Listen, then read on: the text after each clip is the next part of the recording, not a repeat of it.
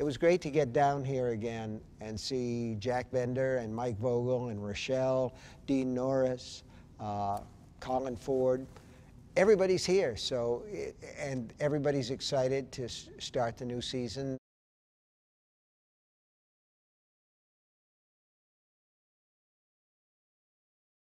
It's been great to see the story expand and to see new writers come in and give the show a real fresh angle, a fresh look, if you will. So those things are great. But the core group that made the show such a success in the first season is still here, which is a terrific thing. But you know, it's also fun to see the make-believe, to see the new sets go up and to visit the new locations.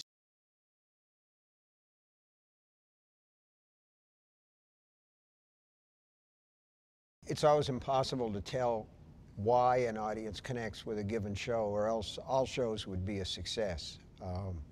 So what you do is you try to find engaging characters and an engaging situation that's going to bring viewers in the first place and keep them there for the arc of the show, which is 13 episodes. And of course, we're coming back this year with another 13 episodes.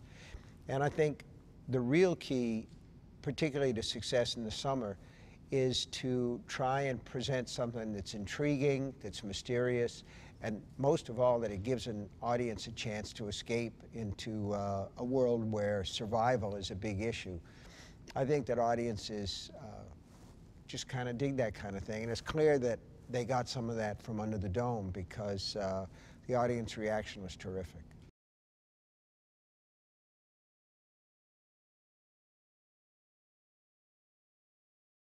For me, it's been a great thing, feeling of accomplishment to have gotten this show on the rails in such a big way and to have such audience response to it.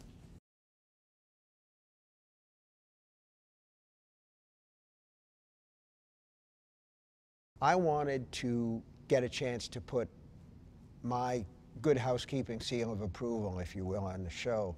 And I also thought, if they will allow me to do the first episode, I can kind of guide the course of the season.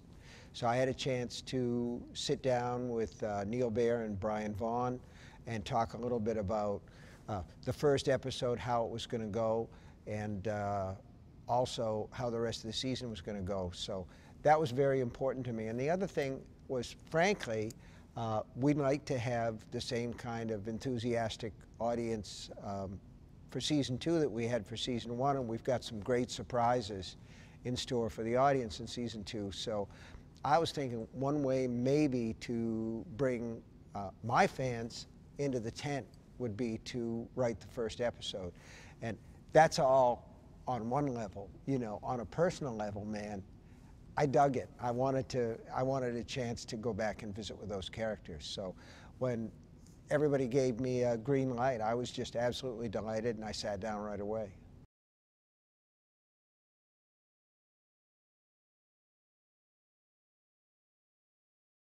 I think that in the first season, we see people trying to cope with this brand new situation that they find themselves in, where they're cut off from the entire world.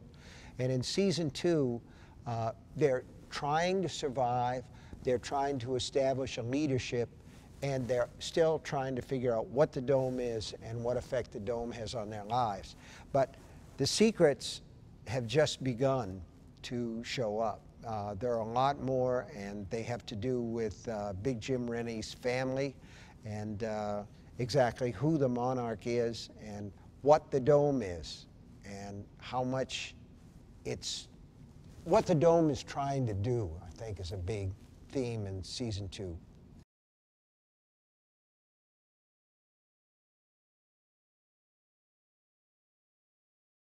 When we left, Julia had been crowned the monarch by her friends and had taken the egg that was apparently generating the Dome out and sunk it in the lake. And Barbie was going to be hung by the neck on trumped up murder charges. And just as this is going on, the dome brightens up and turns a bright white, and everything just sort of stops at that point. And we assume everybody holds their breath for 9 months until season 2 starts.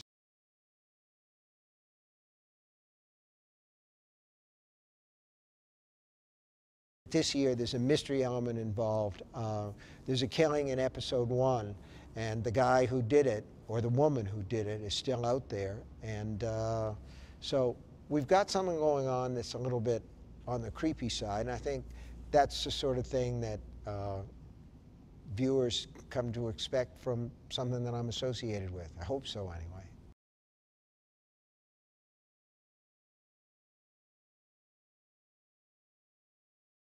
We've got some new characters this season. We've got some characters that the audience really sort of fell in love with that unfortunately are going to meet untimely ends. But, you know, in the midst of life, we're in death, so there's some of that too. So I think we've got an exciting mix of things going on, and the audience is in for some real jolts, I can tell you that, because we're going to places that TV series don't often go. This is not going to be, you know, all sunshine and light.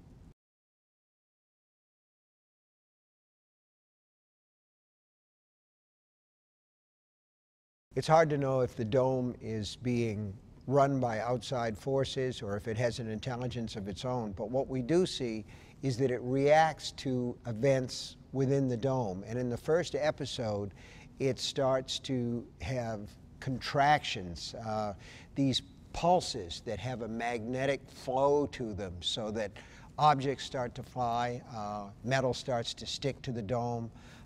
There's all kinds of chaos that goes on because of this, and one of the first challenges that Barbie and his friends have is to try to stop this before the dome's contractions destroy the town.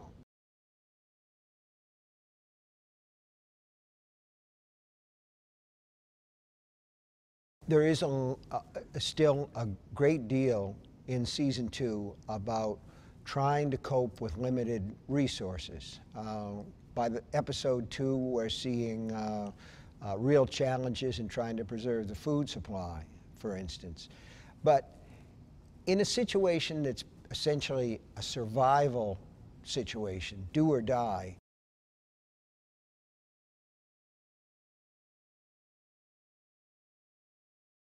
one of the questions that always comes up that has resonance in the real world and in our real lives is, who is best to lead in this kind of a situation? Is it somebody like Big Jim, who's kind of almost a dictatorial force, but he's very sure of himself? He thinks of himself as the chosen one.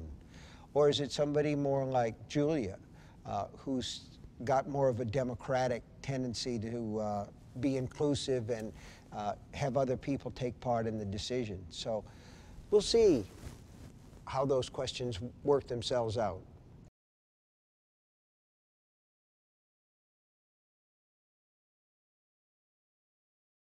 One of the great things about working in a Stephen King TV series or a Stephen King movie or being a character in a Stephen King book is nobody really dies. There's always a chance that they're going to come back. So I think that audiences are going to see some people who died in the season 1 that maybe are going to show up again. How real they are is something that isn't decided yet by the characters in the story.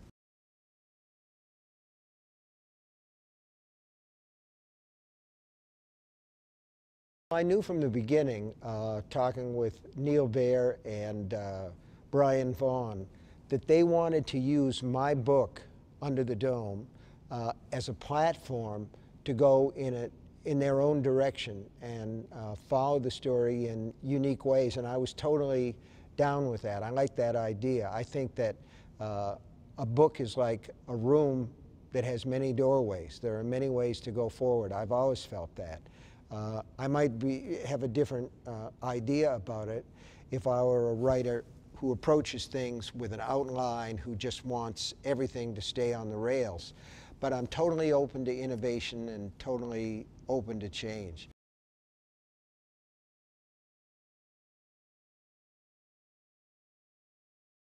We've got some new writers, and we've got some terrific plot twists ahead in season 2, and some very scary, mind-blowing stuff. So I think that season 2 is going to be terrific.